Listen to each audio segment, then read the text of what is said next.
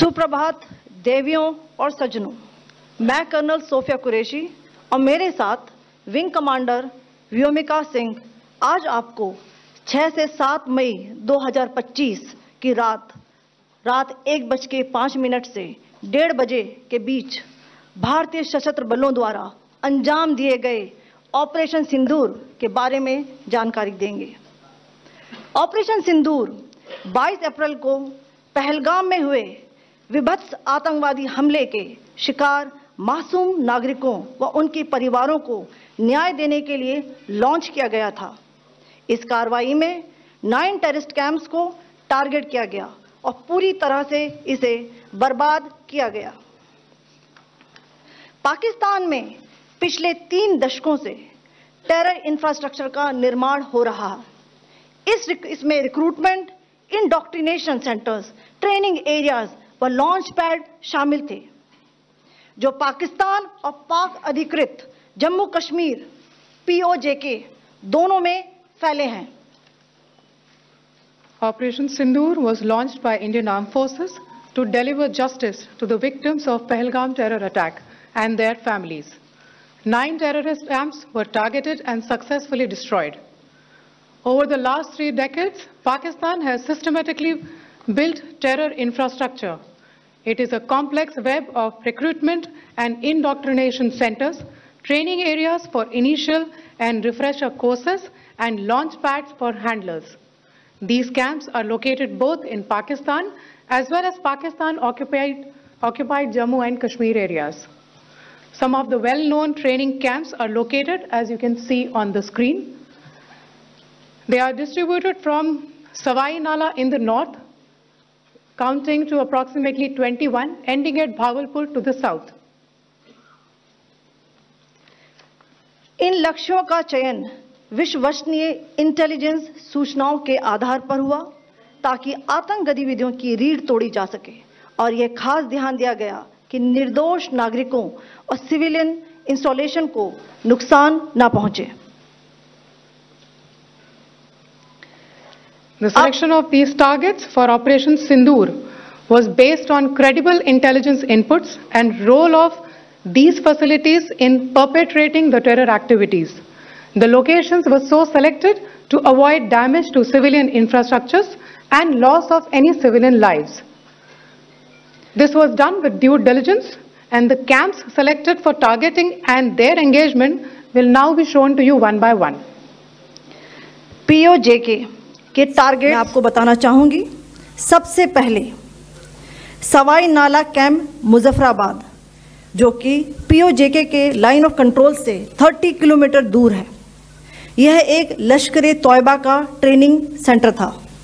20 अक्टूबर 2024 सोनमर्ग, 24 अक्टूबर 24 गुलमर्ग, 22 अप्रैल 2025 पहलगाम, इन हमलों के आतंकियों ने यहीं से प्रशिक्षण लिया था।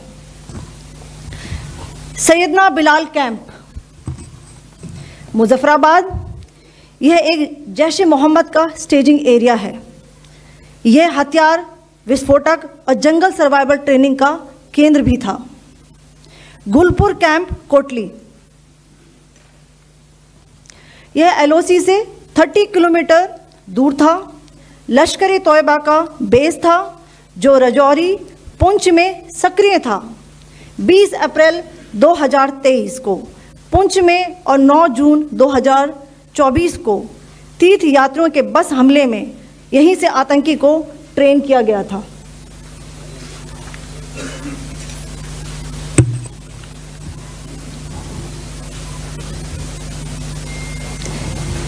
बरनाला कैंप बिम्बर, ये LOC से 9 किलोमीटर दूर है।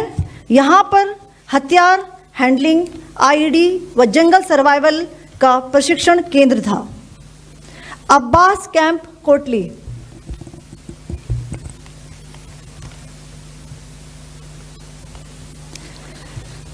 यह LOC से 13 किलोमीटर दूर है।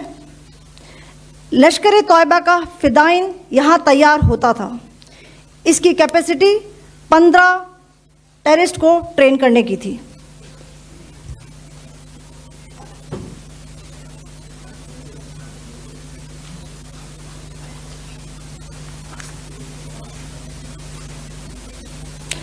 अब मैं पाकिस्तान के अंदर के टारगेट से अवगत कराना चाहूंगी। पहला, सर्जिकल कैंप सियालकोट। यह अंतर्राष्ट्रीय सीमा से 6 किलोमीटर की दूरी पर है, सांबा कठुआ के सामने।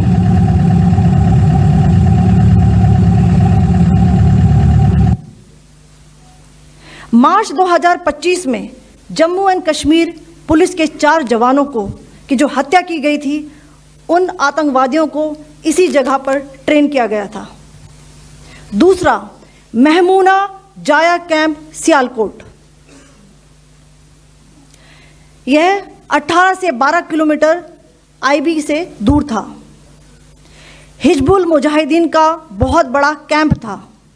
यह कठुआ जम्मू क्षेत्र में आतंक फैलाने का नियंत्रण केंद्र था। पठानकोट एयरफोर्स बेस पर किया गया हमला भी इसी कैंप से प्लान और डायरेक्ट किया गया था। मरकज ताइबा मुरीद के, यह आईबी से 18 से 25 किलोमीटर दूरी पर है। 2008 के मुंबई हमले के आतंकी भी यहीं से प्रशिक्षित हुए थे। अजमल कसब व डेविड हेडली भी यहां ट्रेन हुए थे।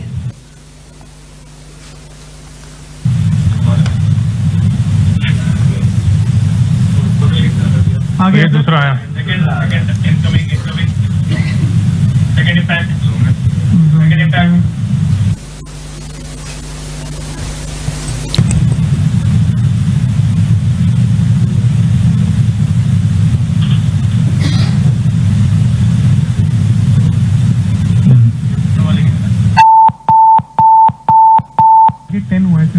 टारगेट 10 हुआ, एंक्लोजर सेम ही है। 7 it is hit the target. हाँ हाँ।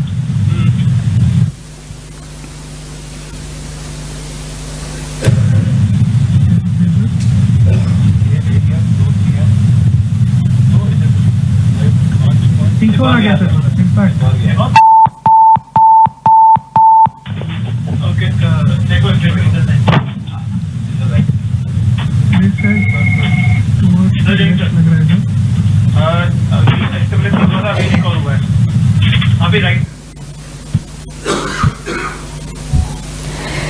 मरकज सुभान अल्लाह भावलपुर, यह इंटरनेशनल बाउंड्री से 100 किलोमीटर दूर है। जैश ए मोहम्मद का मुख्यालय था। यहाँ पर रिक्रूटमेंट, ट्रेनिंग व इंडोक्ट्रिनेशन का केंद्र भी था। शीर्ष आतंकी अक्सर यहाँ आते थे। मैं आप सबको बताना चाहती हूँ कि किसी भी सैन्य ठिकाने का निशाना नहीं बनाया गया और अभी तक किसी तरह की नागरिक क्षति की रिपोर्ट नहीं है। धन्यवाद। जय Hind. The strike on the terror camps were undertaken through precision capability, as shown to you. A niche technology weapons with careful selection of warheads was ensured so that there will be no collateral damage. The point of impact in each of the target was a specific building or a group of buildings. All the targets were neutralized with clinical efficiency, and the results reiterate the professionalism of the Indian Armed Forces in the planning and execution of their operations. No military establishments were targeted. India has demonstrated considerable restraint in its response. However, it must be said that the Indian Armed Forces are fully prepared to respond to Pakistani misadventures, if any, that will escalate this situation. Jai Hind, and thank you very much. Ladies and gentlemen, friends in the media, I ask your indulgence today in view of the fact that this is still an evolving situation. We will therefore not be able to take questions and answers today, but we will come back for more updates and more briefings shortly. Thank you all very much for joining us this morning. Thank you. Jai Hind. Namaskar. इस briefing में शामिल होने के लिए आप सभी का धन्यवाद। जैसा कि आप सभी जानते हैं, 22 अप्रैल 2025 को लश्कर तैयबा से संबंधित पाकिस्तानी और पाकिस्तान प्रशिक्षित आतंकवादियों ने भारत में जम्मू और कश्मीर के पहलगाम में भारतीय पर्यटकों पर बर्बरतापूर्ण हमला किया। 25 भारतीयों और एक नेपाली नागरिक को कायरतापूर्ण मौत के घाट उतार दिया गया। मुंबई के 26 नवंबर 2008 के हमलों के बाद यह भारत में हुई किसी आतंकवादी हमले में मारे गए आम नागरिकों की संख्या की दृष्टि से सबसे गंभीर घटना है। पहलगाम का हमला अत्यधिक बर्बरतापूर्ण था, जिसमें वहां मौजूद लोगों को करीब से और उनके परिवारों के सामने सिर पर गोली मारी गई। हत्या के इस तरीके से परिवार के सदस्यों को जानबूझकर आघात पहुंचाया गया। साथ ही उन्हें यह नसीहत भी दी गई कि वे वापस जाकर इस संदेश को पहुंचा दें। यह हमला स्पष्ट रूप से जम्मू और कश्मीर में बहाल हो रही सामान्य स्थिति को बाधित करने के उद्देश्य से किया गया था। चूंकि पर्यटन फिर से अर्थव्यवस्था का मुख्य आधार बन रहा था, इस हमले का मुख्य उद्देश्य इसे प्रतिकूल रूप से प्रभावित करना था। पिछले वर्ष आप सभी जानते हैं 2.25 करोड़ से अधिक पर्यटक कश्मीर आए थे। इस हमले का मुख्य उद्देश्य इसलिए संभवतः यह था कि इस संघ राज्य क्षेत्र में विकास और प्रगति को नुकसान पहुंचाकर इसे पिछड़ा बनाए रखा जाए और पाकिस्तान से लगातार होने वाले सीमा पार आतंकवाद के लिए उपजाऊ जमीन बनाने में सहायता की जाए। हमले का यह तरीका जम्मू और कश्मीर और शेष राष्ट्र दोनों में सांप्रदायिक दंगे भड़काने के उद्देश्य से भी प्रेरित था। इसका श्रेय सरकार और भारत के सभी नागरिकों को दिया जाना चाहिए कि इन प्रयासों को विफल कर दिया गया। एक समूह ने खुद को रेजिस्टेंस फ्रंट TRF कहते हुए इस हमले की जिम्मेदारी ली है। यह समूह संयुक्त राष्ट्र द्वारा प्रतिबंधित पाकिस्तानी आतंकवादी समूह लश्कर-ए-तैयबा से जुड़ा हुआ है। यह उल्लेखनीय है कि भारत ने मई और नवंबर 2024 में संयुक्त राष्ट्र की 1267 कमेटी की सैंक्शंस मॉनिटरिंग टीम को अर्धवार्षिक रिपोर्ट प्रस्तुत की थी, जिसमें TRF के बारे में साफ इनपुट दिए गए थे। इससे पाकिस्तान स्थित आतंकवादी समूहों के लिए कवर के रूप में TRF की भूमिका सामने आई थी। इससे पहले भी दिसंबर 2023 में भारत ने इस टीम को लश्कर-ए-तैयबा और जैश-ए-मोहम्मद के बारे में सूचित किया था, जो TRF जैसे छोटे आतंकवादी समूहों के माध्यम से अपनी गतिविधियों को संचालित कर रहे हैं। इस संबंध में 25 अप्रैल को UN सिक्योरिटी काउंसिल प्रेस वक्तव्य में TRF के संदर्भ को हटाने के लिए पाकिस्तान के दबाव पर भी ध्यान दिया जाना चाहिए।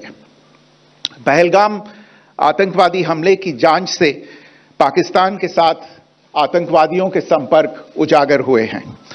रेजिस्टेंस फ्रंट द्वारा किए गए दावे और लश्कर-ए-तैयबा से ज्ञात सोशल मीडिया हैंडल द्वारा इसको रीपोस्ट किया जाना इसकी पुष्टि करता है। चश्मदीद गवाहों और विभिन्न जांच एजेंसियों को उपलब्ध अन्य सूचनाओं के आधार पर हमलावरों की पहचान भी हुई है। हमारी इंटेलिजेंस ने इस टीम के योजनाकारों और उनके समर्थकों की जानकारी जुटाई है। इस हमले की रूपरेखा भारत में सीमा पार आतंकवाद को अंजाम देने के पाकिस्तान के लंबे ट्रैक रिकॉर्ड से भी जुड़ी हुई है, जिसके लिखित और स्पष्ट दस्तावेज उपलब्ध हैं। पाकिस्तान दुनिया भर में आतंकवादियों के लिए एक शरण स्थल के रूप में पहचान बना चुका है। यहां अंतर्राष्ट्रीय स्तर पर प्रतिबंधित आतंकवादी सजा पाने से बचे रहते हैं। इसके अलावा पाकिस्तान ने इस मुद्दे पर विश्व और फाइनेंशियल एक्शन टास्क फोर्स जैसे अंतर्राष्ट्रीय मंचों को जानबूझकर गुमराह करने के लिए भी जाना जाता है।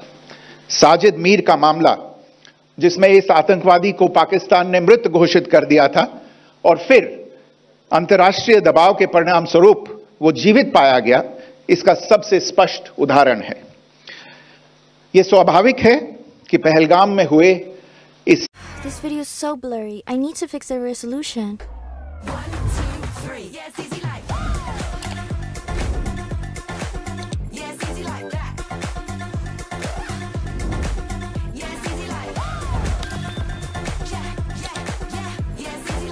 missing something.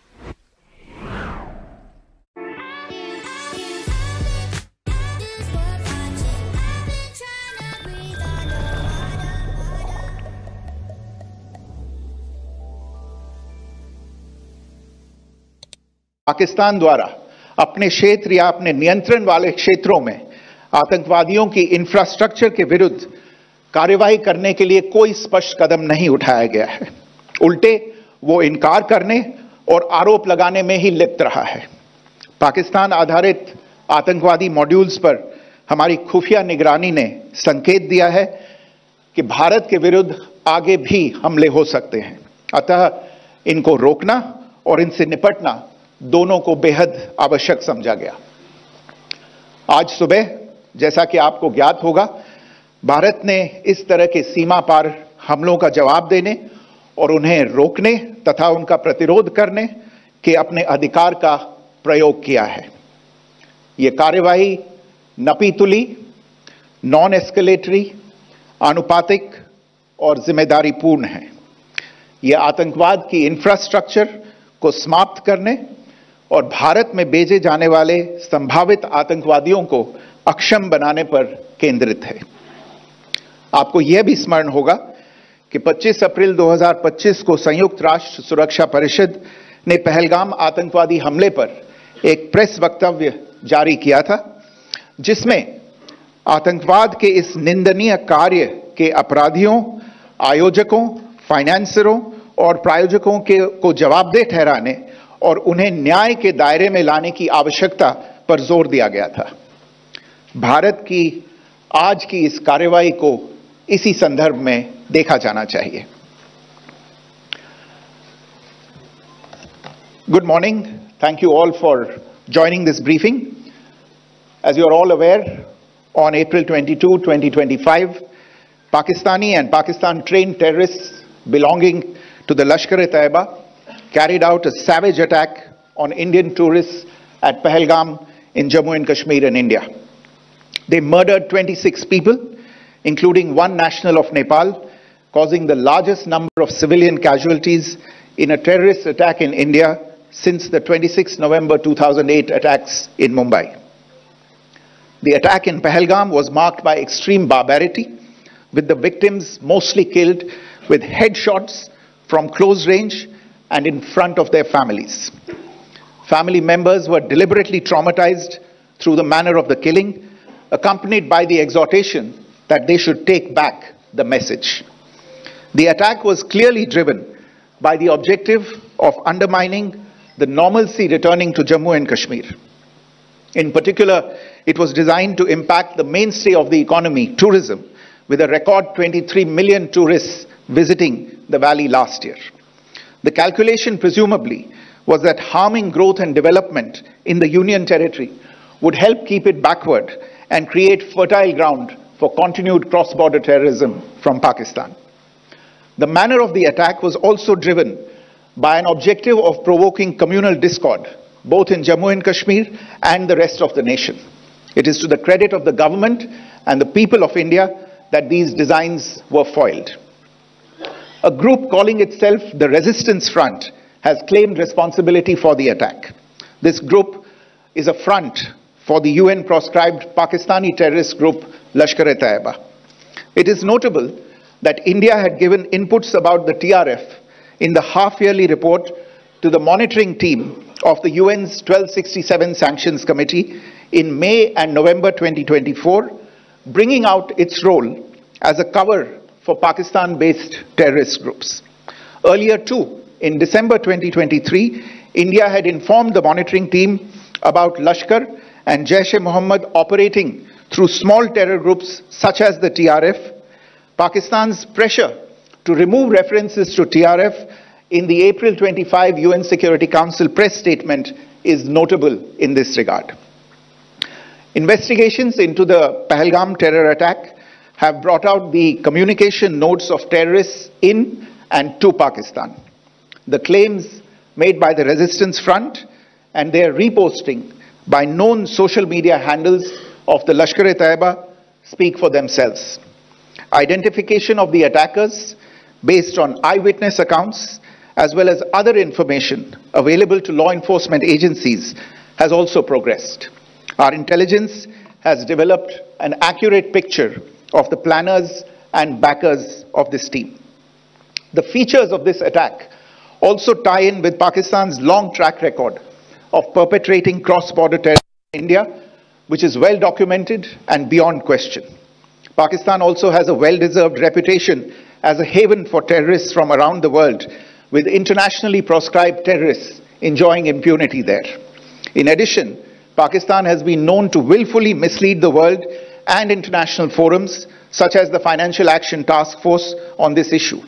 The Sajid Mir case, in which this terrorist was declared dead and then, in response to international pressure, brought back to life, found alive and arrested, is the most glaring example. The latest attack in Pahalgam has understandably generated deep anger in Jammu and Kashmir and in other parts of India. Following the attacks, the Government of India naturally responded with a set of initial measures relating to our engagement with Pakistan. You're all aware of the decisions that were announced on the 23rd of April. However, it was deemed essential that the perpetrators and planners of the 22nd April attack be brought to justice. Despite a fortnight having passed since the attacks, there has been no demonstrable step from Pakistan to take action against the terrorist infrastructure on its territory or on territory under its control. Instead, all it has indulged in are denials and allegations. Our intelligence monitoring of Pakistan-based terrorist modules indicated that further attacks against India were impending. There was thus a compulsion both to deter and to preempt. Earlier this morning, as you would be aware, India exercised its right to respond and preempt as well as deter more such cross-border attacks. These actions were measured, non-escalatory, proportionate, and responsible. They focused on dismantling the terrorist infrastructure and disabling terrorists likely to be sent across to India. You would also recall that the Security Council on 25th April 2025 had issued a press statement on the Pahalgam terror attack, underlining, and I quote, the need to hold perpetrators, organizers, financiers, and sponsors of this reprehensible act of terrorism accountable and bring them to justice, unquote. India's latest actions should be seen in this context. Joining me for this briefing on our actions earlier this morning are Colonel Sophia Qureshi and Wing Commander Vyomika Singh. I will request them to share some details regarding Operation Sindoor with all of you.